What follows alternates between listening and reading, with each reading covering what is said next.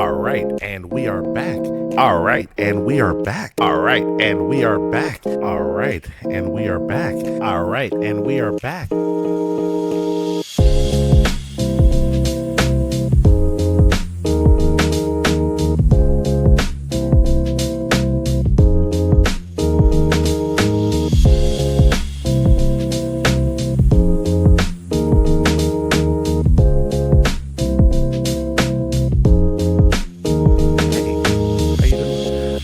Welcome. All right, and we are back. And today we're back with another reaction video. And this time we're back with another video from our good friend Oversimplified. Now, a few months ago, we did a video covering the Second Punic War. And this time we're going to finish it out, I believe. I don't know. This is part 3. The other 2 were already long videos. This is just a part 3 to it. So we're going to go ahead and get into it. I love this series. I like these kind of videos. I like history. I like learning things. And I try to be entertaining during it. So we're going to learn along the way together, people. If you haven't already, make sure you like, comment, and subscribe to the channel. You literally never know what I'm going to put out next. Sometimes I'm not even sure. And yeah, also, if you haven't subscribed to Oversimplified already, make sure you go ahead and subscribe. The link will be in the description below. So yeah, all those little things out the way. Also, I do want to thank you guys for, checking out the channel, subscribing, sharing, all the fun stuff there. You're really helping. We're on our way to 1,000. We're very close, people. So let's keep it going. And yeah, with that being said, I just got one more thing. I know we're already kind of pushing it right now with the over a minute here, but come on, follow me. If you guys don't like, comment, and subscribe, more importantly, subscribe, YouTube will come through that door right over there, and they will. The Second Punic War, Volume 3. This video was made possible by NordVPN.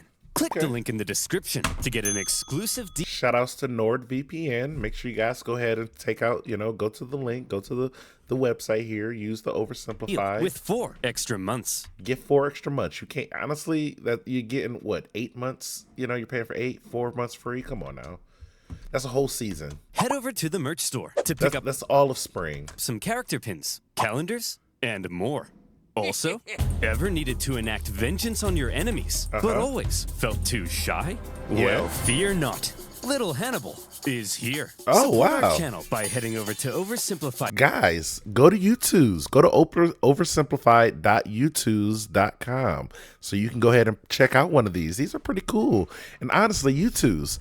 Again, I'm still waiting for the email for you guys to let me know when my YouTube's plushie or figure is coming out. I expect it to be soon. I imagine it's going to be sometime after this video gets released. So guys, do your due diligence and go ahead and hit up YouTube's. Let them know. Let them know to hit me up so I can go ahead and provide them the ideas. .youtubes.com and buying your very own pocket-sized piece of vengeance. Our exclusive Hannibal figure is in limited supply, so get it. I like it. Quick. I like the look.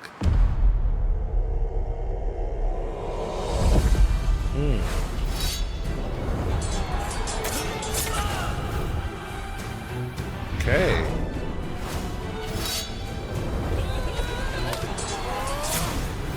Okay, this is starting to come back to me now. I feel like I remember this. I probably should have watched the other 2 videos one more time, but I'm going right into this, guys. You already know how I am. I'm going straight into it.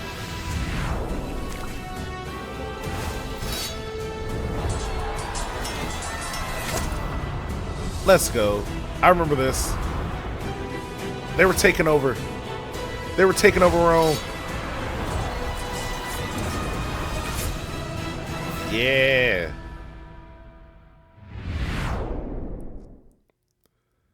Dang. Sucks to be Rome, huh? How do you solve a problem like Hannibal?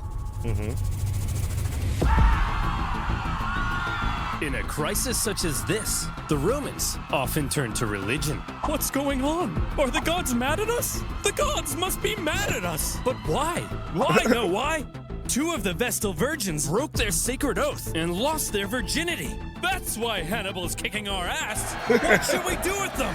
All right, so without crapping on anybody's religion or anything here. This is hilarious, because this is so true. This happens all the time. People, sometimes you got to take actions, think about the plans and be like, what's actually going on in the world that can help. Pray on top of doing the actions, but don't just pray, do the both, do the mixture of both. Appease the gods! Bury them alive! No! Who did they even boink? It was those guys! Huh? What should we do with them? Beat them to death! No! Needless to say, What did these guys do? You don't even know if they actually did it. Come on, man. Romans were freaking out. Did that help? Okay, now that that's out of our system, let's go find a real solution. The real solution, first of all, involved raising a new army. Yeah, this is the things I would have did from the start. I don't even think you had to murder 4 people before you got into this first plan. Like, this should have been the first plan off rip, was just like, hey, let's build a better army. Maybe find some more generals or something, somebody who knows what to do. What was their one plan where they just went around, they like cornered them and made them like, they like made a row and then they kind of brought the row back and kind of like, at that point, when the Roman army came in, they kind of surrounded them on all sides. Find a guy who can figure out plans like that. Remember, at Cannae, Hannibal had wiped out the biggest army Rome had ever fielded. Possibly 20% of Rome's military-aged men. Rome needed to replace those losses, and fast, before Hannibal arrived at their gates. Yeah. But where would those replacements come from? Rome had a few ideas. Child soldiers? Lower the age of conscription. Oh, child soldiers. I've had a feeling. Really? Digimon? That's hilarious. I remember I had one of these. They had these they were like Digimon versions of Tamagotchis. And I had one. I actually had 2 of them. The reason I had 2 is because the very first one I had, I was over my aunt's house and we were like chilling, riding on the bikes and stuff. And I don't know why I decided to just blitz this corner on this bike, and there was mud there and I fell. It was the Digimon thing. It was in my pocket at the time. Screen immediately cracked. I was so upset. I was like, no, this was my best Digimon. I had trained this one. We were winning battles and stuff, and then I had to get another one. And then I wasn't as good with the second one. The second one wasn't winning as many battles. It didn't feel the same. I didn't have the same energy and love for the second Digimon Tamagotchi that I had for the first one. Editor, throw in a picture of that thing somewhere within that rant if you can. You! Put down those Digimons! You're a soldier now! Enlist all these slaves with the promise of freedom! And equip them with all these religious weapons and armor! Yeah! Everything we've got! That's a good idea. Give the slaves weapons and they won't switch sides or leave or anything, That won't happen, will it? I'm saying that because I think it might happen, guys. That was sarcasm. All right, men. You are Rome's last line of defense. Man the walls! Oh, man. After the earth-shattering defeat at Cannae, the Romans expected Hannibal to arrive at their gates any day now. In Hannibal's camp, the mood was triumphant. We did it! We won! So when do we march on Rome? Today? I'm free in 10 minutes. Whoa, slow down. We're not going to Rome. We're staying right here. Are you an idiot, Hannibal? No, I'm smart. We don't need to march on Rome, because after what we did, the Romans are definitely going to surrender. Watch. Hey, Jimbo. Yes, sir? Go to Rome and discuss peace terms. Yes, sir. Hey, I'm here to discuss peace terms. Piss off! They told me to piss off! What? They didn't surrender? No. And they were mean! Hannibal was learning that Rome had an unprecedented attitude towards surrender. Even when Hannibal offered to ransom thousands of prisoners back to Rome, a pretty common practice in ancient warfare, the Romans refused, opting to let their own men be sold into slavery rather than paying a penny to the enemy. Wow. It was clear that in order to defeat Rome... Yo, is Rome America? Did we learn everything from Rome for real? Did Rome teach is Rome is ancient Rome like our great grandfather, like our grandfather for real? Like you can see how like the UK is like our father country, you know, they helped birth our nation. Uh we rebelled from them and became our own. But we learned a lot of things from them. But before, you know, the UK and, you know, the English Empire, was Rome? I guess Rome was kind of like their father. You know, they learned everything from Rome. We learned everything from them. Who's America's child? I don't know. You figure it out. Is it somewhere in the Middle East? I don't know. Probably You South America somewhere. I don't know. Again, you guys answer the question. had to Who's our child? annihilate them. If any Roman man was still standing, you hadn't yet won. But still, Hannibal decided not to march on Rome, and it was a controversial decision. Even one of his own commanders famously told him, "Hannibal, you know how to win a battle, but you do not know how to win a war." Whoa! From Hannibal's perspective, perhaps he knew his army was designed to survive behind enemy lines and sow chaos. It may not have been well equipped to undertake a risky siege of one of the most fortified cities on Earth. Plus, with many of the southern cities defecting to his side after Cannae, Hannibal likely thought things were going pretty well, as is. We'll stay the course. Okay, so the Romans didn't surrender after 3 major defeats. But surely they'll surrender after 4. Yeah. Unfortunately for Hannibal, however, after Cannae, the Romans well and truly learnt their lesson. Well, would you look at that? Remind me, who was it that said Hannibal was too dangerous to fight? You. And who said we shouldn't fight him directly? You. And who tried to fight him directly? Us. And what happened? We lost 20% of our military-aged men. That's right. So tell me, when Hannibal approaches, what do? We run away. I'm a genius. Clap for me. After Cannae, Fabius Maximus kind of became the unofficial leader of Rome. Even if others were elected consul, his influence was unparalleled, and Rome quickly reverted to the Fabian strategy of avoiding Hannibal. They knew they couldn't defeat him, so instead, they hoped they could at least contain him. They raised an impressively large number of men, partly by enlisting teenagers, slaves, and criminals. And rather than trying to fight Hannibal, they instead turned their attention towards those treacherous southern cities that had switched sides. Thanks for joining the winning team, guys. Here's the deal. All you have to do is provide me some troops and defend your own city, since I'll be too busy to defend it for you. Now, I'm going to briefly turn around, look this way, and when I look back, you better not be being massacred by the Romans. Oh, for goodness sake! The Romans spread out their newly formed. This is a good strategy by Rome here. Take out the cities because you know his forces can't defend them all. And they already provided their, like, you know, some people for the army. So it's like the cities are weakened at this point. And Hannibal, for some reason, is in the center instead of, like, I don't know, maintaining the front lines, setting up camp. Like, I would have probably set up camp somewhere in one of these cities here. Probably like this one or this one here, where you can, like, you know, kind of maintain the guard of the other ones.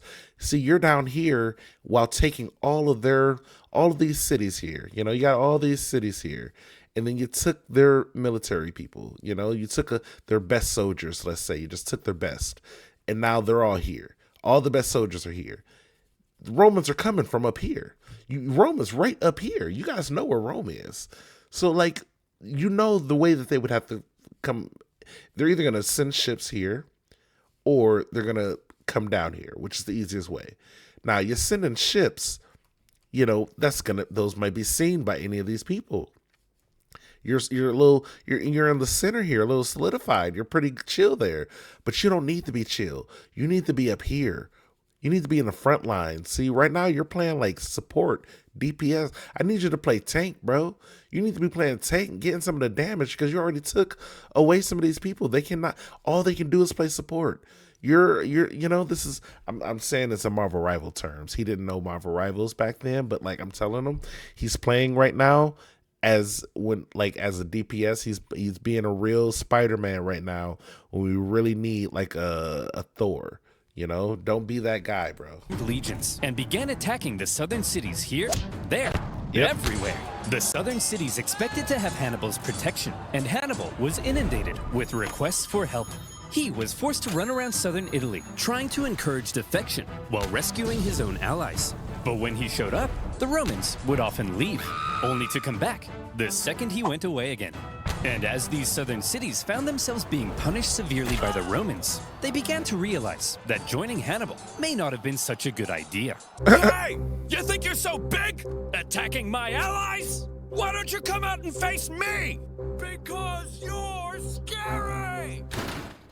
The fickle southern cities frequently switched sides depending on who appeared to be winning, and the Jeez. whole situation became a nightmare for Hannibal to control, playing a constant game of Roman whack-a-mole to fend off the enemy armies. Having All right. not Hey, shout outs to Rome. This is a great plan, by the way. This is an incredible plan by Rome. long ago seemed near extinction, the Romans had managed to turn the situation around by placing Hannibal in Okay. a clever predicament.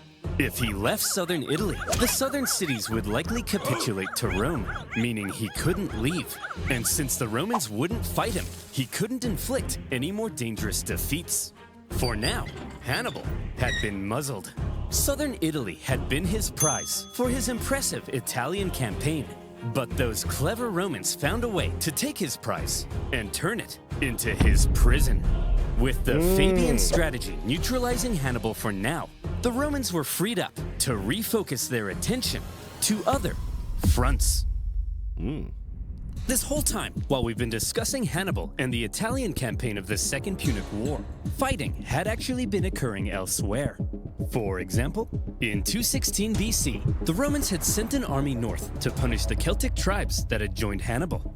However, as the Romans entered the Latana forest, little Okay. did they know those clever Celts had set up a trap. The Celts dropped trees on them, Oh, decimating Romans, and they even took the commander's head to use Whoa. as a religious sippy cup. Oh. So that went pretty bad. Whoa, very bad. But thankfully, in other theaters, things were going a bit better. For example, let's look at Sicily. Uh-huh. After Cannae, internal chaos in Syracuse caused this longtime Roman ally to switch sides, because being a winner is more fun. The Carthaginians also landed troops, hoping to retake their lost island, while Roman Okay. proconsul Claudius Marcellus moved in to besiege Syracuse. The siege was a brutal slug for the Romans, largely due to the presence of one famous scientist and mathematician, Archimedes. Oh, wow. He lived in Syracuse at the time, and he invented a variety of clever contraptions to defend the city. There was a giant claw that could grab and destroy Roman ships, and purportedly even a big mirror that Wait, I've heard of this. The Archimedes mirror. Isn't there something like there's no proof that this actually existed? Like they don't know how he did this? Was it because it couldn't have been one mirror? It had to have been like a variety, like a bunch of mirrors, right? To like really condense the heat because they were using them as like lasers, pretty much. They were like burning ships down with this mirror, and this would have had to been like the perfect mirror type thing, you know? Like this would have had to been like either a large scale set of mirrors or like this one mirror was crazy. Like shout outs to Archimedes, man. could magically ignite them. The Carthaginian forces on the island attempted to come to Syracuse's rescue, but luckily for the Romans, they all got diarrhea Whoa. and then died. Finally, Oh. in the city itself, the day of a big annual religious festival came, and the Syracusans said, "Well, fellas, we've been holding off the Romans for over a year now. I think we've earned ourselves a little party." Ah. Sir, we're still under a massive siege. Yeah. Are you sure? They'll probably take advantage of it. Well, Carl, I'm taking advantage of the open bar. Sir, they've got battering rams. Well, Yeah, no, guys, I know it's your festival and everything, but like not the best idea, you know? That's all I'm gonna say. Not the best idea. Carl, I'm ramming these hors d'oeuvres into my mouth. Sir, they'll tear down our walls. Well, Carl, I'm about tearing it out on the dance floor. Sir, they're literally at the gates. I don't know why I thought he was gonna make like a I'll tear down some walls type joke. Well, Carl, I'm literally at the cheese platter.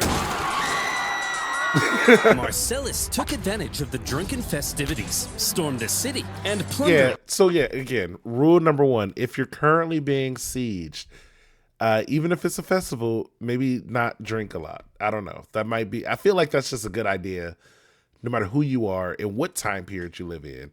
If you're under siege, maybe not use the drinking festival to drink.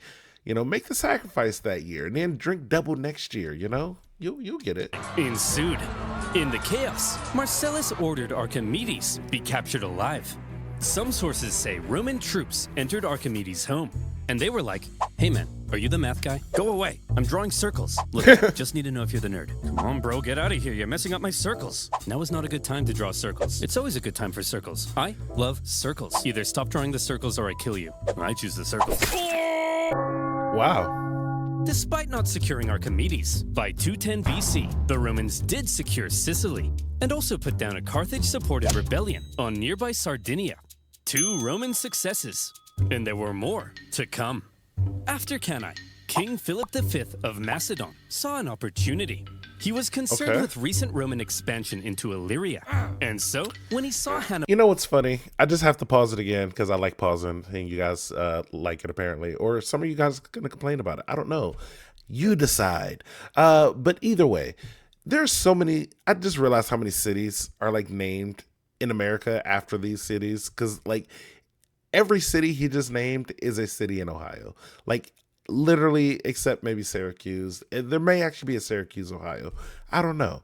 But either way, they're all like cities or counties or something like that. Illyria, all the stuff. It's hilarious. I thought you guys would enjoy that. Leading the Romans in Italy, he said, "Oh my gosh, hey! Are you Hannibal? No. Oh my gosh, you're so cool. Let's form an alliance and annihilate the Romans together." Sure. Yes! Hannibal hoped to secure Philip's help in fighting Rome, but a Roman army was sent to the region, stirred up Philip's other Greek opponents, and essentially kept Philip bogged down in Greece for the entire duration of the war. Another kind of Roman success. Yeah. But hey, they stopped the more people from coming through, so I'll give you that. That is also a success. Main front Rome was hoping to push Carthage back in was Spain. The riches of Spain made it one of Carthage's most valuable possessions, and the Romans were eager to weaken it. Remember way back at the start of the war, the consul Scipio was supposed to go to Spain, but ended up rushing back to Italy when he realized Hannibal was crossing the Alps. He then faced Hannibal at Ticinus and had to be rescued by his son. Well, after he recovered from his wounds, he proceeded with the original plan and joined his brother in Spain. There, the 2 Scipio brothers fought a successful campaign against Hannibal's brother, Hasdrubal. Over the next few years, they won a number of key victories, even taking Saguntum. Dang it, was Hannibal not... Is his brother not as good of a tactician? I know he was raised off of like hatred to Rome, but wasn't his brother also raised off of that same hatred? Like, come on, bro. We need Hannibal's family got to step it up, bro. You can't just be getting beat up like this when your brother's over there taking out Rome, bro. Come on. The city that had kick-started this entire war. Yet more Roman success. Yay. A trend appeared to be emerging. Whenever the Romans fought anyone other than Hannibal, they usually came out on top. Perhaps these other fronts would be the key to Rome taking back control of this I'd imagine. war. Perhaps it was time for Rome to return to their old ways of being the aggressive go-getters. And perhaps it would help if Rome had a Hannibal of their own. Okay. This is like the son of the guy who got saved. Okay. He saved his dad. Scipio, the younger, was the son of Publius Scipio, currently fighting in Spain. I'm sorry, guys. Scipio, the younger, was the son of Publius Scipio. Publius Scipio is probably one of the funniest names in Roman history. I'm sorry. I'm sure it's said, maybe it's pronounced different, but Publius. Come on, Pub. What up, Pub? I would call him Pub from now on. I'm not calling him Publius. even back then, I'm giving people nicknames even back then. What up, Pub? What up, Nas? Enos, Guinness. I don't even know how to pronounce that. I'm just calling him Skippy. I'm calling his whole family Skippy. They're officially Skippy and Skippy Jr. And Uncle Skip. Currently fighting in Spain. This made him a member of one of Rome's most prestigious families. Not much is known of his childhood, although there is one story of how he was getting hot and heavy with a young lady, only to have his dad barge in and drag him out wearing nothing but a cloak. This story was written by a Roman poet to make Scipio look bad, but by modern standards has ended up making him look pretty cool. rad. Yeah, he seems pretty awesome to me. Bro was getting girls and his dad had to come through like, yeah, man, get out of here. And then it's like, come on, dad. And then he probably made him cut his hair because it was too cool. He didn't have hair gel, but he had hair. It was like the reason his hair was perfect back then too, probably. My guess is if Rome had a high school football team, Scipio would be the quarterback. Yeah. Scipio was only 18 when the Second Punic War broke out. He was at the Battle of Africanus, where he famously rescued his father, and he was one of the survivors of the Battle of Cannae, after which he threatened to cut down any man who dared abandon Rome. He was a natural leader and up to his ears in spunk, and therefore he rose through the Roman ranks. I know. And up to his ears in spunk. I feel like this is a reference. And guys, maybe just not have spunk jars. I'm just, that I know what this references to, and normally I feel like there's not, a living person in there. It's more like a My Little Pony doll or something that's usually in there. But yeah, just like if you guys are one of those people, just try not having jars of spunk in your house or ever. Don't have jars of spunk, okay? And therefore, he rose through the Roman ranks shockingly fast. We need a new military tribune, but Hannibal has killed so many men, we're running out of options. Put me in, coach. Scipio, you're only 20. You can't be a tribune. Come on, coach. Put me in. Well, you do have a lot of spunk. All right, you're hired. We need to elect a new Ida. Who do we have left? Put me in, coach. Wait, what's the Ida? We need to elect a new Ida. Officials in charge of public buildings, festivals, and markets. Okay, interesting. Who do we have left? Put me in, coach. Scipio, you don't meet the minimum age requirement. I got this, coach. I got this. Well, okay then. You're in. Ugh, my room's a mess. I gotta cook dinner. Oh, and would you look at that? My fly's down. Life sucks. Put me in, coach. Wow, you're so spunky. When Scipio was 25, however, he received some bad news. What? His father and uncle in Spain had both been defeated in battle, and shockingly, both of them were killed. The news must have been devastating for the young Scipio, but it was also devastating for Rome, as almost all of their Spanish gains were wiped away. Okay. I don't know why I'm on Hannibal's side in this one. I feel like by history, the Romans win this. I'm 90% sure the Romans are going to win. But the Hannibal story is just so encouraging. It's so inspiring that you're I kind of want this Hannibal guy to win. See, this is the problem. This is just like when I watched Narcos and I was like, man, I know he's the bad guy, but Pablo Escobar should win this one. And it's come on. I'm really on his side because I'm following his story for the most part, I feel like. But at the same time, think about the history of if Hannibal really, took over Rome, and Carthage was the big place to be at. People were like, oh man, have you been to Carthage lately? I feel like I never hear people say that now because I don't think Carthage is still a place. I think it's multiple different countries now, but hey, what if Carthage was around? Wouldn't that be cool? Think about that. Listen up! We need someone to go and replace the Scipios in Spain. So, who's up for it? Come on, who's gonna go? Fabius, Spain seems unwinnable. There's no glory to be had there. Yeah, the glory is here, defending the homeland from Hannibal. Well, somebody has to go. You? I said, well, somebody has to go. Put me in, coach! Scipio was eager to be the one to go and replace his father and uncle in Spain. However, there was concern amongst the older senators. You're only 26. You can't lead a military campaign. He's right. That's a good point. And you're 71. You can't stand up without a little urine dribbling down your leg. That's a good point. He's absolutely right. Scipio didn't meet the typical Wait, does that happen at 71? Darn it, that's gonna suck. requirements for the position. But as the only person willing to go, this young piece of hot Roman meat was unanimously elected proconsul and sent to lead the Roman armies in Spain. He hoped to carry out a campaign as impressive as Hannibal's had been in Italy. In fact, Scipio rather admired the one-eyed general. Scipio, you've got a Hannibal poster in your room. Yes, but he's the enemy. I'll let you in on a secret, Billy. You know how we're gonna win this war? By marching straight at the enemy? No, that's the old way. We've gotta be less Roman and a little more Hannibal. Hey, by the way, don't just barge into my room. That's an infringement of my privacy. Privacy? Privacy is... I like this little ad here. Okay, let's see what you do with this. Say? Well, Scipio, if it's privacy you want, then you, my NordVPN? friend, need NordVPN. Yeah. Don't touch me. How would you like... See, I called this because I'm a good reactor. I pre-reacted to the NordVPN spot. That's what makes me so great. But also, this was a great spot. I got to give it to you.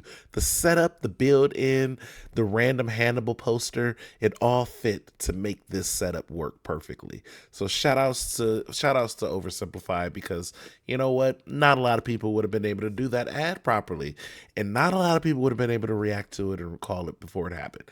But that's what makes us different. That's what separates us from the others. Like to be innocently downloading inspirational photos of Nicolas Cage, Yeah, only to as realize always. it's malware stealing your data and telling all your friends you still sleep between your parents because of scowy dweems. No. Yeah, didn't think so. And that's why you need NordVPN.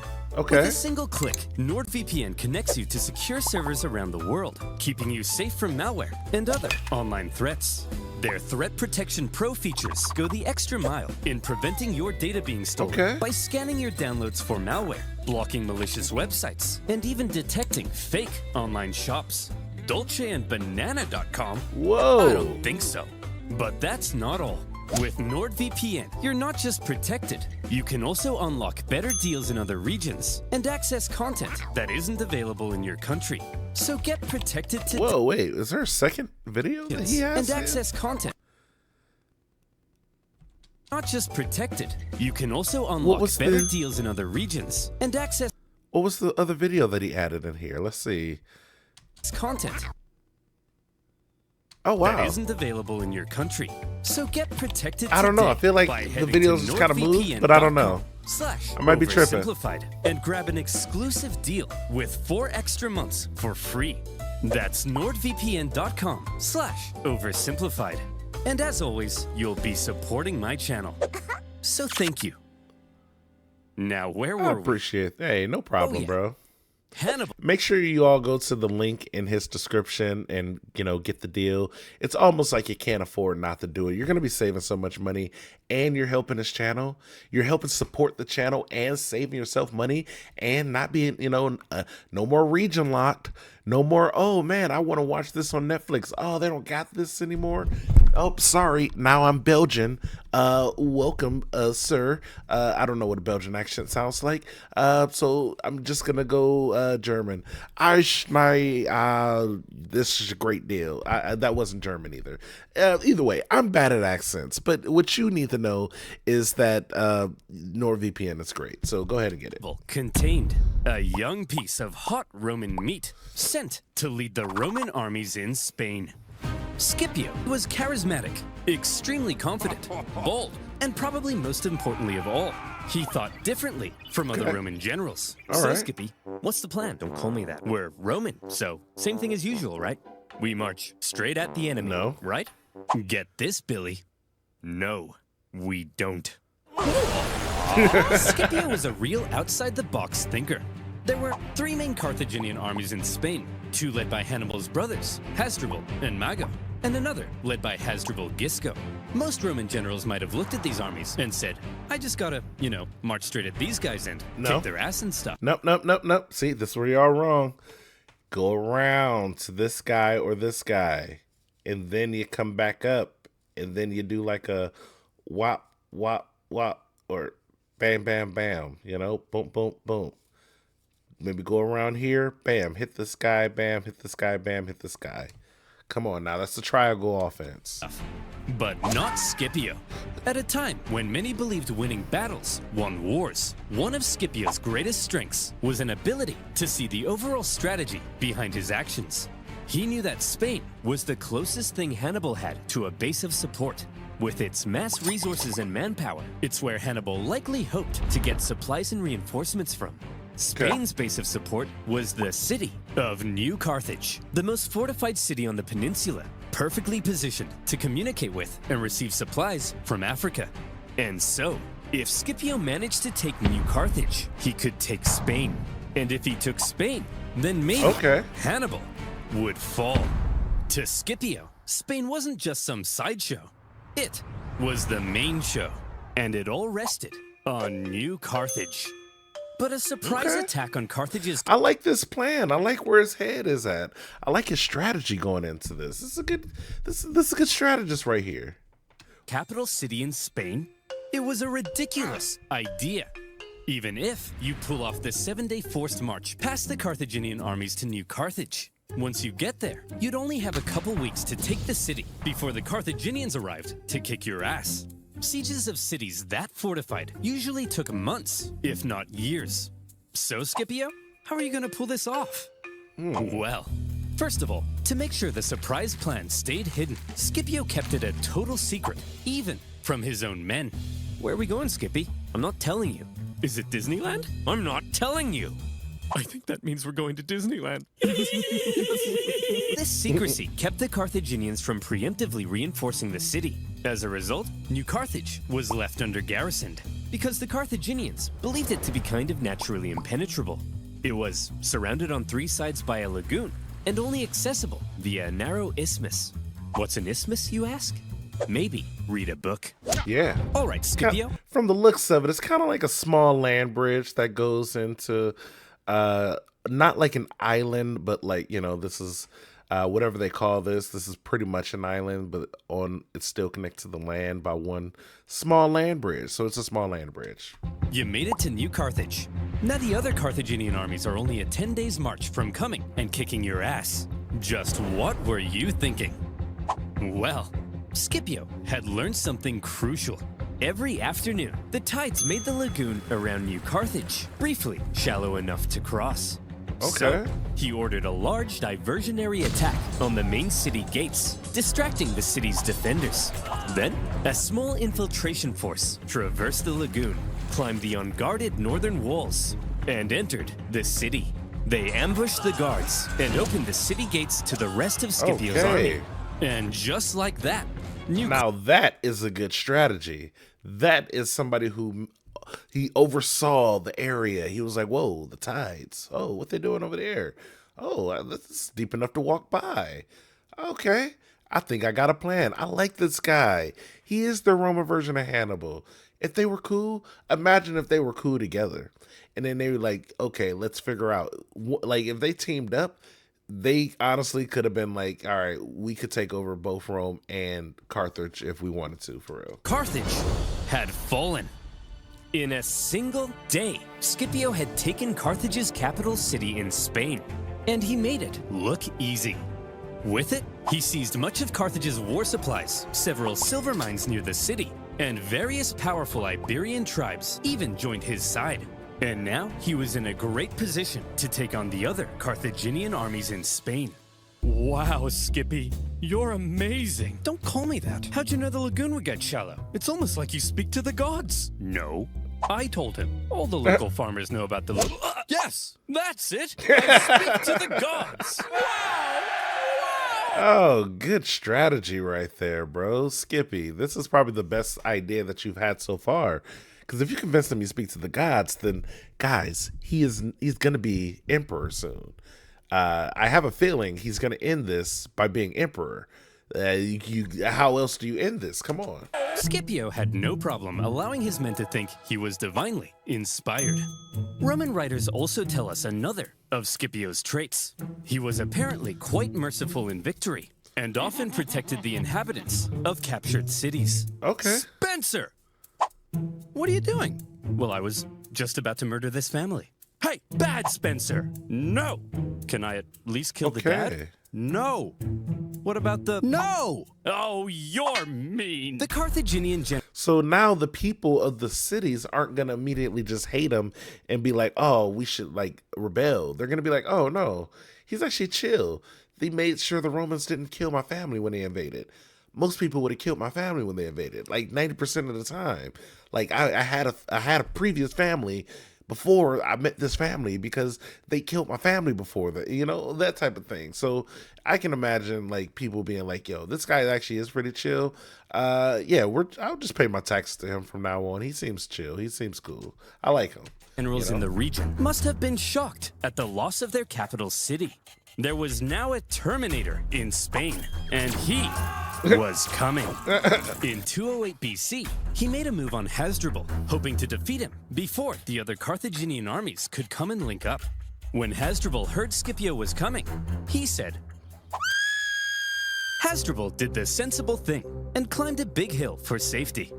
Hey, get down here. I want to kill you. Fat chance, Vin Diesel. Well, Yeah. He doesn't have to be rude. So what's the plan then, Scipio? This time, we march straight up and at him. Right? No. Right, Scipio? Billy? No. Scipio once again displayed a distinctly not Roman approach to fighting, when instead of marching straight up and at him, Scipio feigned a frontal skirmish, only to pull off a surprise uphill envelopment. Not an easy thing to do, but Scipio had trained his army to pull off maneuvers that typical Roman armies couldn't. After the battle, the defeated Hasdrubal fled Spain, hoping to... See, this is what I was talking about, I'm pretty sure, in the last video, and I don't know if I already said it or not, but I'm going to say it now. So, the strategies, man, and I know people are going to be like, oh, obviously you wouldn't have known to do a good strategy back then.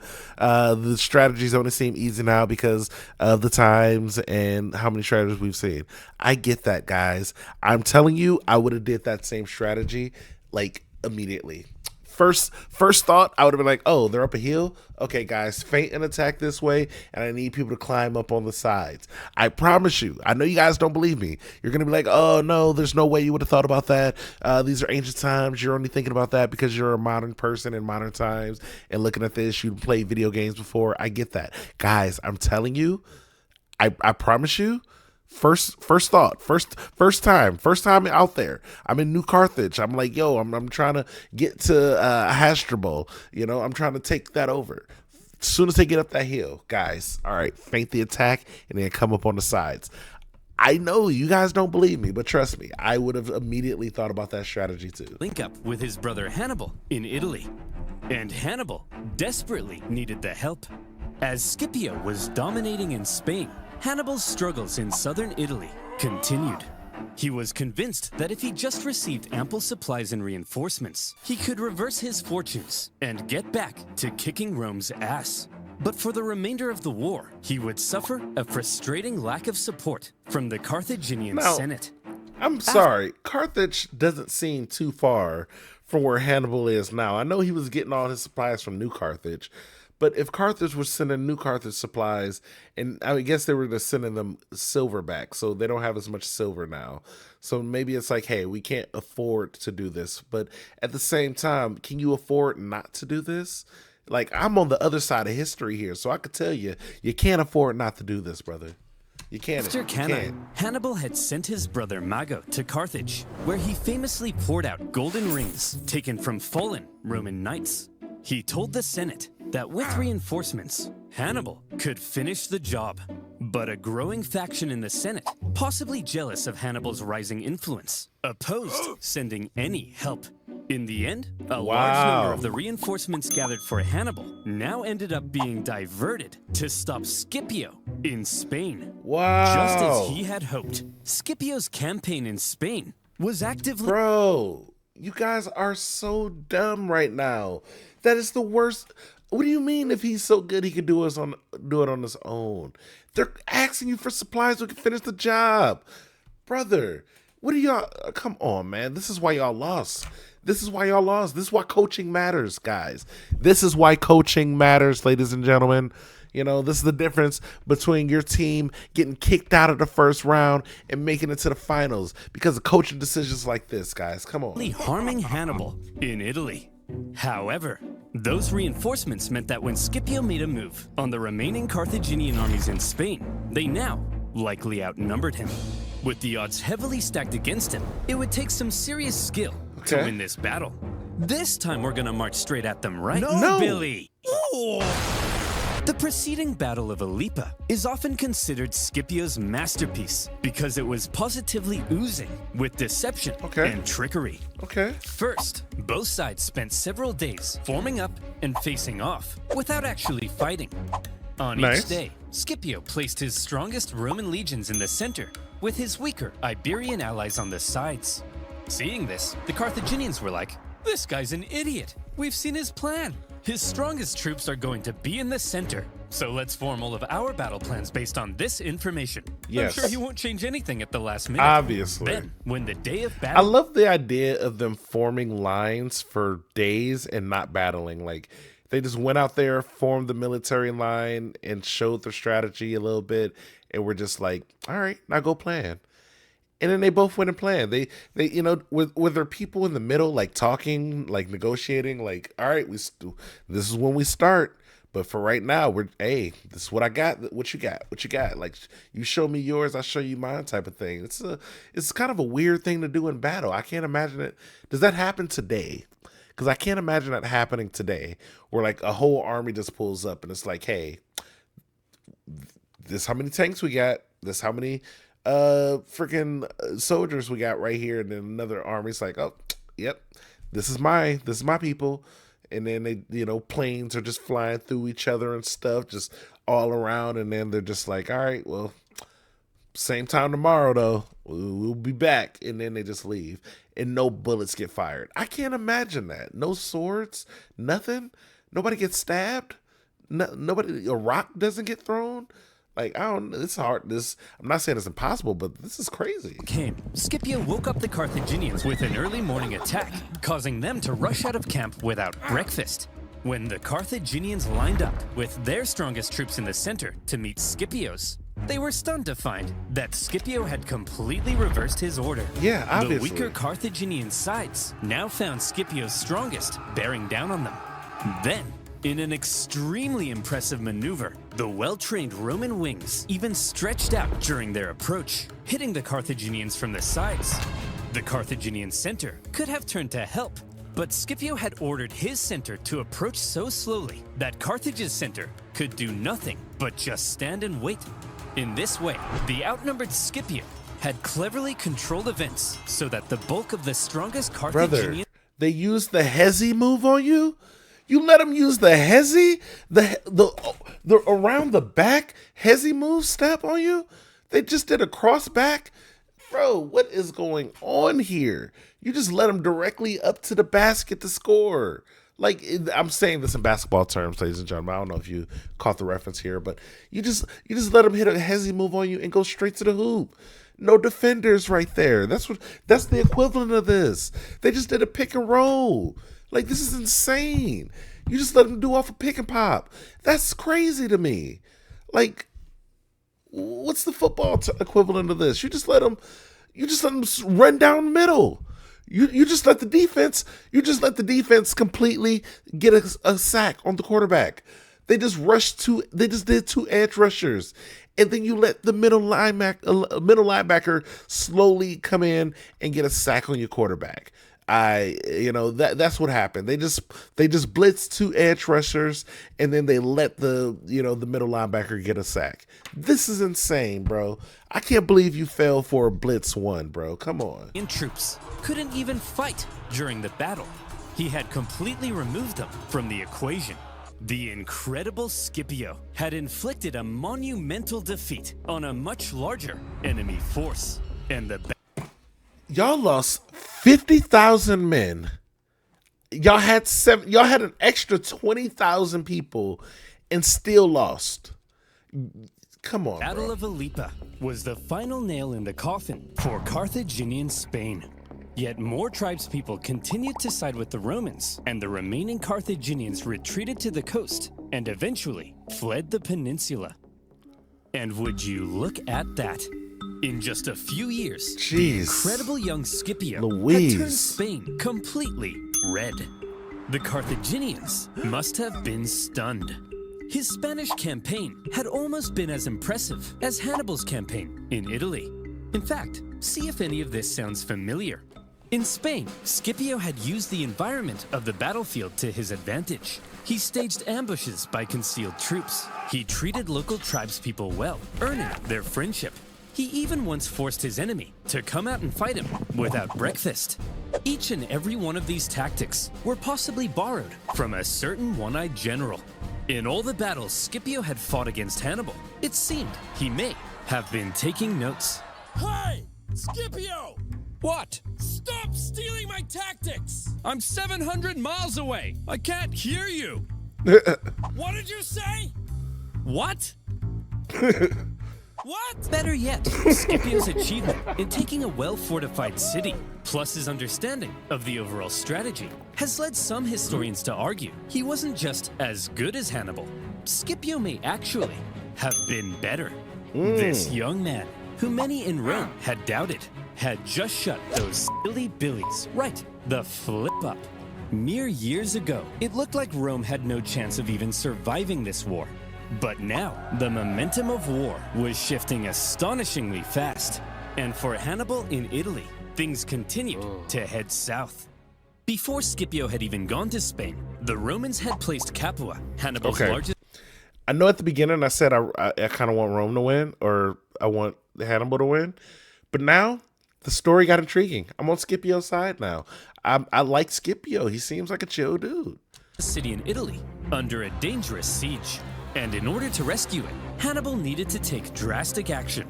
Fast. Man, everything's falling apart. Fine, I'll do it. Do what? Yeah, you've convinced me. I'll march on Rome. Hannibal, that conversation was 5 years ago. It's too late. No one's trying to convince you to march on Rome. I said I'll do it! Quit nagging me. Ugh. Hannibal finally marched on Rome, hoping it might draw the Romans away from Capua. The Romans saw Hannibal approaching their city, and they freaked the hell out. Hannibal is said to have closely approached the city walls, inspecting the defenses, as the Romans inside quivered in their togas. However, Hannibal probably knew he had no chance of taking the city. The whole thing was a feint, and Hannibal soon left. The Romans famously coined the phrase, "Hannibal is at the gates," to describe a moment of crisis or severe desperation. This is hilarious, and I've never heard this before, but I might start saying that now.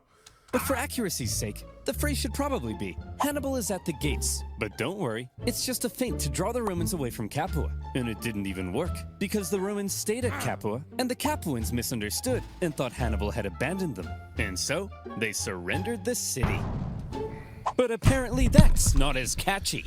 Maybe you should have spoken to people there before you did this, Hannibal. I think you need to communicate with people a little bit more.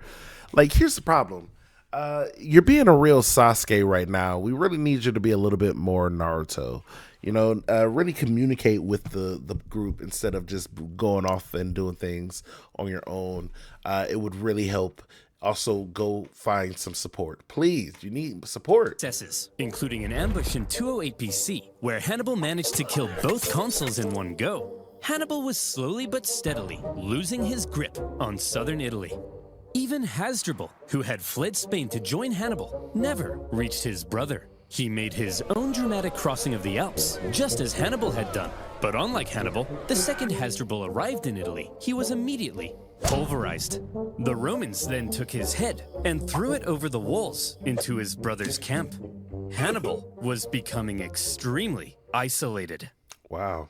After his Now, I've got to be honest, that's just a messed up thing to do to somebody. I'm sorry, that's crazy. impressive conquest of Spain, Scipio returned to Rome a hero.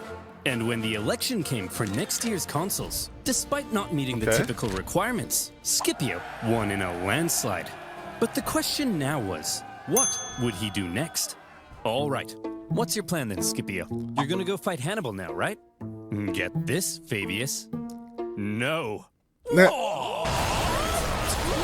Scipio's plan remained the same as before. Don't attack the monster directly. Attack his base of support, which now happened to be Carthage itself. That's right, Scipio would invade Africa. However, Scipio understood that any invasion of Africa would stand a much better chance if he could secure an alliance with one of the African tribes. Throughout the war, Carthage's far superior Numidian cavalry, which came from this part of Africa, had played a critical role in winning battles. Numidia was divided between two rival kings. In the east, the king Syphax had sympathized with Rome for much of the war, and so at some point, Scipio visited Syphax to ratify a treaty. It just so happened, however, that the Carthaginian general Hasdrubal Gisco, whom Scipio had fought in Spain, also arrived at the exact same time. And so Syphax invited both Scipio and Gisco for a meal.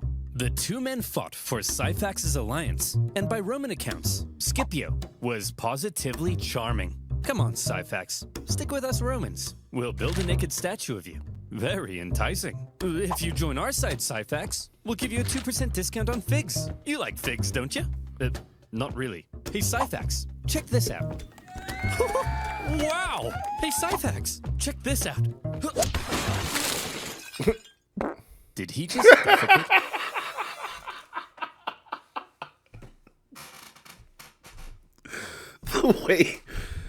The way the poop came out was hilarious.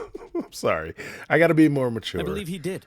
Well, Scipio, you clearly are the most charming man in the Mediterranean. My alliance is... Syphax, I'll let you marry my extremely hot daughter. Yours! Humana, humana! Unable to compete with Syphax's libido, Scipio instead made contact with Syphax's rival, the other Numidian king, Massinissa, who was a longtime ally of Carthage. Scipio told Massinissa, if you join the Romans, I'll help you defeat Syphax and become the ultimate Numidian king. And so Massinissa was now on Team Rome. Good job, Skippy. Wow. That's crazy. You didn't get the guy you thought you were going to get, end up going for the second option, end up working out for you. Sometimes it be like that. Numidian alliance solidified. Scipio prepared for his invasion of Africa. He raised a volunteer force that included many of the disgraced survivors from Cannae, and he set sail. Well, Terry, any news from Italy? Has Hannibal won the war yet? Who on earth? Here's Skippy. The Roman landing sent a clear message to the Carthaginians. You don't invade us. No, we invade you. For the first time in the war, the Carthaginian homeland was under threat, and the Carthaginians needed to defeat Scipio at all costs. They gathered a huge army led by Hasdrubal Gisco with allied Numidians led by Syphax, and they ordered them to get Scipio the hell off their continent. Sources say at this point, Scipio was severely outnumbered. Scipio? That army's huge. There's no way we can beat off all these men. How are we gonna beat off all these men? Vigorously. And while maintaining eye contact. As always, Scipio had a plan to deal with the larger enemy force. It just so happened that Syphax was offering to try and broker peace between the Romans and the Carthaginians. And Scipio smelled an opportunity. He sent a Roman envoy to Syphax's camp. And when they got there, Syphax was like, hey guys, welcome to the enemy camp. Just before we begin negotiations, a small safety demonstration. As you can see, our huts are made of grass and reeds. Very flammable. If there was even a single spark, this whole place would become a raging inferno. And all my men would burn alive. Very interesting. The Roman troops then reported back to Scipio about the Numidian camp, its construction, and most importantly, its flammability. Then, the following night, as the sun was setting over the beautiful African plains, and the Carthaginians got all comfy in their beds, they began to gently dream of Carthaginian figs and child sacrifice. Good night, Carthaginians. Good night, Syphax and Gisco. Good evening, Scipio. In the night, shadow. Not the night vision. You know what? I always wanted to have night vision just to see how well it works. You know, I feel like I've only had I think I had like a pair of night vision toys one time. It kind of worked, but I just want to see what the real thing is like. Shadowy Roman figures approached the Numidian camp. As the Numidians lay in their beds, Scipio executed his plan. The camp erupted into flames. With the flammable wooden huts, the fires spread terrifyingly fast. Men were burned in their beds. Those who awoke in a panic, believing the fire to have been some kind of terrible accident, rushed to the exits without their weapons and armor. Those who saw the fire from the Carthaginian camp also rushed out unarmed. And when they got there he was, Scipio, the Romans, and their steel. Incredible. Oh my gosh, the scene. Okay, let's go. The terrified Carthaginians were I massacred. kind of wanted more of that. Like, I know bro put a lot of effort they put a lot of effort into editing this moment right here. Don't underestimate how much effort and time it takes to edit this. This needs to be seen twice. Ah. Think this little blood effect right here, it was probably harder than you think, guys. Think about that. The terrified Carthaginians were massacred, and with heavy casualties, Hasdrubal and Syphax fled the scene of the disaster. Okay. Scipio followed this incredible success with another victory against the pair at the Battle of the Great Plains. After that, Massinissa chased his rival Syphax into his kingdom, where Syphax was captured. Massinissa was now the ultimate Numidian king. He entered Syphax's capital city. He seized Syphax's palace. He even married Syphax's wife. And when Scipio got mad at him for marrying a Carthaginian girl, he then poisoned his wife. Boys will be boys. Oh my god. Having defeated the I Carthaginians, I kind of feel like that was a little too far. What did she really do for real? She just got put there. Come on. armies in Africa, almost nothing now stood between Scipio and Carthage. And the Carthaginians were freaking out. What do we do? What do we do? There's only one thing left to do. Right. Recall him. Well, Hannibal, you've been here in Italy for 16 years. This is practically your home. You're basically Italian. Yes, Gerald, and I've had such a lovely time. I ate spaghetti, did this with my hands. I've committed my whole life to this campaign, and once Rome has fallen, it'll all have been worth it. Hannibal, you have to return to Carthage. Your Italian campaign has been for nothing. Your whole life has been a waste. Wow. Imagine being Hannibal in this moment. You left Carthage when you were 9. You probably barely even recognize your own homeland. The kingdom he had built in Spain with his father, gone. And now his Italian campaign, his vengeance. Was it really all for nothing? But that was that. Carthage was under threat. You know what? It be like that sometimes, you know? It just reminds me of when I got divorced. And I was like, man, this really sucks. But then good things started happening to me. I started meeting new people. That was pretty fun. I had a whole year of meeting a lot of new people and having a lot of fun. But then, you know, now I'm more like settled down. I feel like I'm in a pretty good relationship right now. Also, maybe going back to Carthage might be pretty cool. You know, maybe go down to Carthage, rebuild it a little bit, make it a little bit better. Then you come back, maybe take over Sicily and stuff, and then go back up to Rome and, you know, do that thing. You know, there's still opportunities for you out there, Hannibal. Your life may seem like a waste now, but think of the opportunities that might come from out of this. Just go back to Carthage and then, you know, rebuild. I don't know if there's a part 4 to this, so I don't know what he does. And Hannibal had to protect his home city. As he left Italy, in Rome, there was celebration, but also some trepidation. Now, Scipio would have to face Hannibal in Africa, where Hannibal would have home advantage. While Hannibal was kinda. on his way, the Carthaginians stalled for time and approached Scipio for peace talks. Hey, look, we never meant to start an all-out 2-decade-long war, but you did. No, that was Hannibal. He's to blame for all of this. Wow. All right then, sign this peace treaty. Okay, let me just get my signature right on there. He's here. Yes! Oh, look who's here, you bald prick! You're so dead now, Skippy. Don't call me that! After Carthage proposed peace, only to then go back on it, the normally merciful Scipio was enraged. He began refusing to accept town surrender, and instead began burning everything to the ground, selling everyone into slavery. Hannibal, he's burning our towns. Go stop him. Guys, he's obviously trying to lure me out there to fight on those flat plains, where his Numidian cavalry will give him the advantage. It's a trick. Well, it's working. Go and fight him. It's obviously a trap, and we're falling for it. Go and fight him. Hannibal set out to meet Scipio in the western plains. And here came Scipio's final test.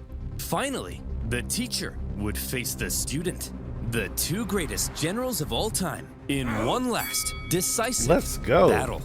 Would Hannibal's genius still shine through? Or would Scipio prove that he had surpassed the master? Before battle, the two great generals rode out from their camps and met in person for the first time. Hannibal, I'm a huge fan. I thought you'd have more hair, and I thought you'd have more eyes. They then had a conversation, which I'll paraphrase. Hannibal said, "At the start of this war, I had great fortune in Italy. But look at me now, a sad old man who, like other sad old men, failed to conquer Rome. Your fortune can change rapidly, Scipio. You should consider negotiating a peace rather than risking it all in one last fight against me." Very eloquently put. Scipio then replied, You! Negotiate? Negotiate what? I took Spain. I'm about to burn your pathetic city to the ground. What could you offer me in negotiations? I already have it all! Ah! Good point. Seriously. Good point. Good point. Though, Hannibal, I am such a big fan. And so, it was settled. The two great generals would face off one last time in the epic Battle of Zama. Scipio gave his men, consisting of many survivors from Cannae, a pre-battle speech, telling them not only would they gain redemption, but they could become masters. This is about to be epic, ladies and gentlemen. I don't know if you guys are ready for this, but this is about to be incredible right now. Of the world. Hannibal told his men probably nothing, because most of them didn't even speak the same language. As the two armies lined up for battle, something interesting became clear. Hannibal had more infantry and hoped to use them to brute strength the Romans. But Scipio had the nimble Numidian cavalry and hoped to pull off an envelopment. It was a complete role reversal of Cannae. Wow. As the battle began, so Hannibal's acting like a Roman. This guy's acting like a Carthaginian. This is insane. Hannibal made his first move. He sent his 80 war elephants to smash through and weaken the Roman infantry. Scipio had the perfect response. He had altered his formation to create passages between the Roman maniples. His light troops stepped aside at the right moment, revealing the gaps ahead of the charging elephants. Elephants, if given the choice between a suicide charge into spears or a nice clean escape, will probably choose the escape. And that's what happened. Some elephants were so frightened from the noise that they even turned and smashed back into the Carthaginian cavalry, which the Roman cavalry then engaged. Your move, Hannibal. Hannibal wasn't an idiot. He knew that he was fighting superior Numidian cavalry on open plains. So when his weaker cavalry ended up being routed from the battlefield, he probably wasn't surprised and hoped the Roman cavalry would be lured as far from the battlefield as possible. Because his infantry needed time to do a clever little job. Hannibal had the numerical advantage, and he had positioned his army in 3 lines. The weaker troops were at the front, while his best men, the army that had been with him in Italy, were in the rear. As the Romans smashed into the weaker front lines, they managed to cut through them but suffered losses and exhaustion in doing so. Okay. The same with Hannibal's second line, so that by the time the Romans reached Hannibal's superior third line, the two sides may have now been about equal in number. But the exhausted Romans had just fought an entire battle to get there, while the remaining Carthaginians were fresh and This is a ready good to strat. go. Okay. Hannibal was still a genius. And this is where the final race began. Could Hannibal's stronger infantry finish off the Romans before the Roman cavalry returned from their pursuit? Who would be quicker, the Carthaginian infantry or the Roman cavalry? The answer: the cavalry. They Dang. had called off their pursuit just Why am I again back on Hannibal's side?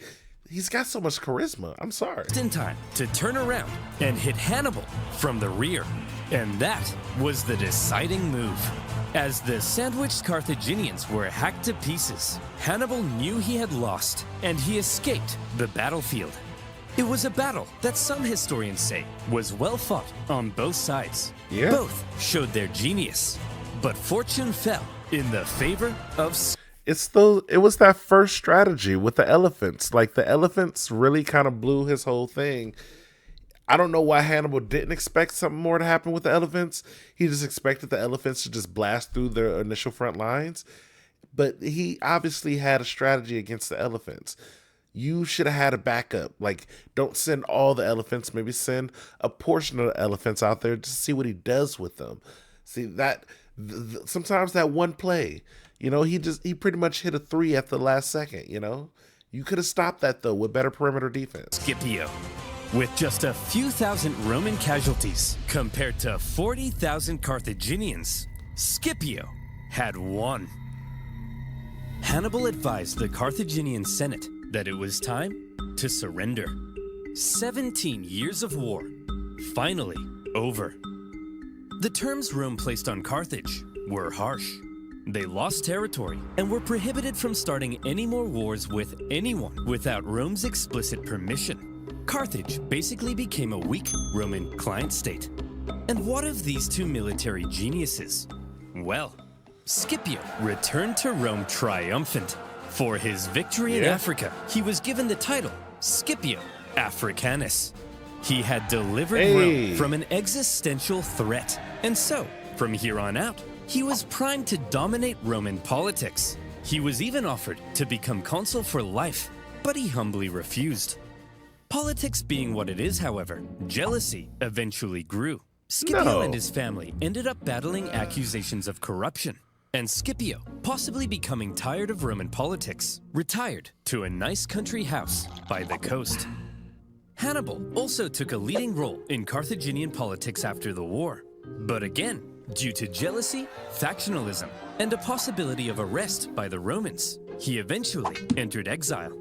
He spent the remainder of his years out east, even advising enemies of Rome. Rome's hatred of Hannibal endured, and they never stopped hoping to someday capture the monster. One story is told of how when a much older Hannibal was chilling in the city of Ephesus, a Roman delegation was sent to the city, and in that delegation was Scipio Africanus. The two men met for the second time, and they seem to have gotten along quite well.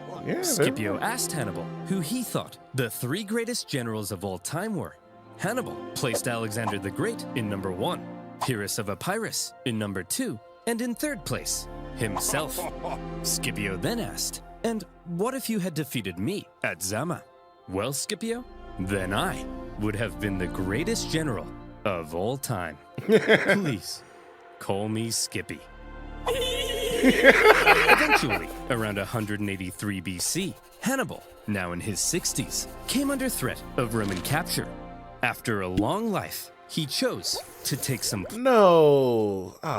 poison.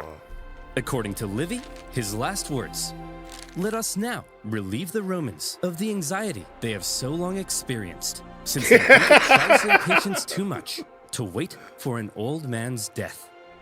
Wow, Brother. Hannibal, what a dignified end. Yeah, I don't know Gross. about And that. there Yeah. So that's actually insane. Hannibal What, I don't like the way he went out because obviously, I'm against people taking themselves out of the game. Not that obviously do what you got to do, but I'm not gonna tell you to do it. It's not. I don't think it's a good thing unless you're being bad and we're playing Marvel Rivals ranked. Then I may tell you to do it. But outside of that, I normally don't advise people to do stuff like that. But at the same time, if you are gonna do it, that letter. That's the type of letter you write when you're doing it right there. Hey, I'm about to relieve them the anxiety. I know they're so worried about me taking over Rome again and almost destroying the whole thing, even though I'm a 60-year-old man. That's what I would. He kind of put them in their little place right there. Like, wait, are we really? It's been so many years. We really don't care. Yeah, like, come on, bro. Shout outs to Hannibal. Shout out to Scipio. They were both like two. Again, I wish they could have been on the same team a little bit more. If they were just on one side, they could have took over everything. But no. And also Carthage, you're dumb. You made all the wrong decisions at every point. Rome, shout outs to Rome for being one of those, like, Rome is like one of those franchises, big market teams. Rome is like the Lakers. They're gonna get their superstars no matter what. They're always gonna get a star somehow, even when things aren't going their way. Somehow a random star just appears for nothing. Shout outs to Luca. You have it. The Scipio is Luca in this Second situation. Punic War, finally done. It took 17 years to end the war, but on a personal note, making these videos has also taken 17 years off my life. Carthage began to recover from the war, shockingly fast, however, and anxieties over Carthage would remain in Rome. In particular, one senator would begin calling for one last crusade against Carthage to end the threat once and for all. He famously began to end all of his speeches with one singular phrase, one of the most famous phrases in Roman history. What is it? I don't know. What does that mean? Whoa, that's a little dramatic right there.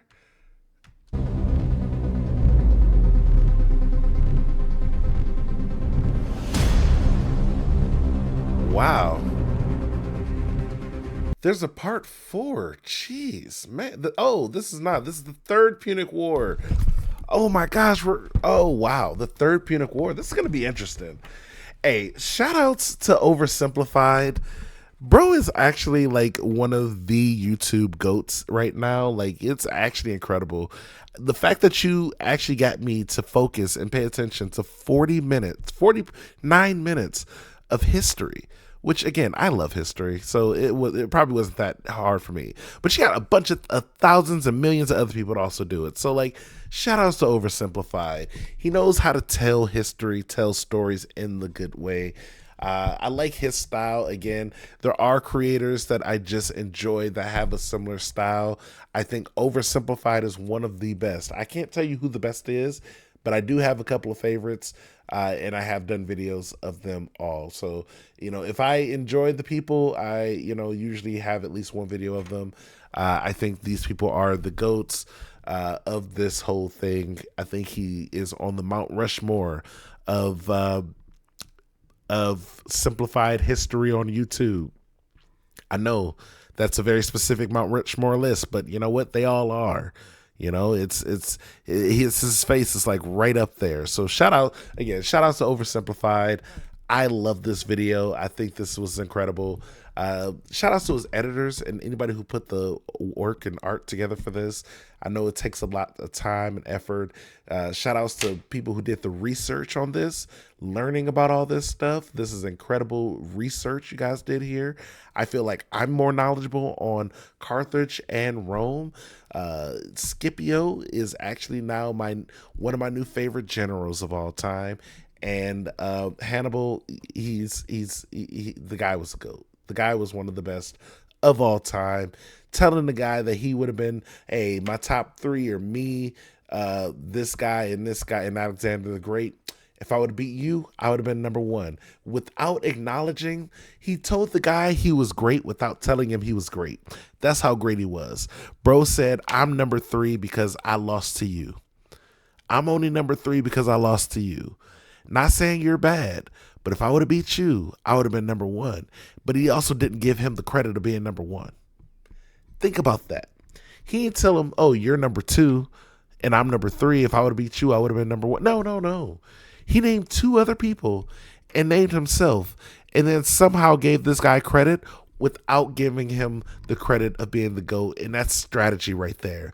How do you give somebody credit for being great without credit for being great? Well, just tell him I'm only 3 because if I would have beat you, I would have been 1. Hey, he's bragging on himself and giving him a shout out and giving him a backhanded compliment. It's all in one. It's encompassing. That's difficult to do. You know, imagine telling somebody that they're great, but I'm better, in a way that makes both of y'all feel good about yourselves at the end of the day. That takes talent. So yeah, guys, if you made it this far into the video and you've liked all the rants and all the mumbo jumbo, all the fun stuff that I do here, make sure you like, comment, subscribe. Literally may pull out another one of these anytime. So I want to make sure you guys, I appreciate anybody who makes it this far, honestly. I really appreciate you guys for liking and subscribing and all the fun stuff. Again, we're so close to hitting 1,000 subs, so I really appreciate each and every one of you. Day ones, I know who the day ones are, so remember that. I remember. And yeah, with that being said, as always, I want to thank you. Again, as always, I love you. Bye.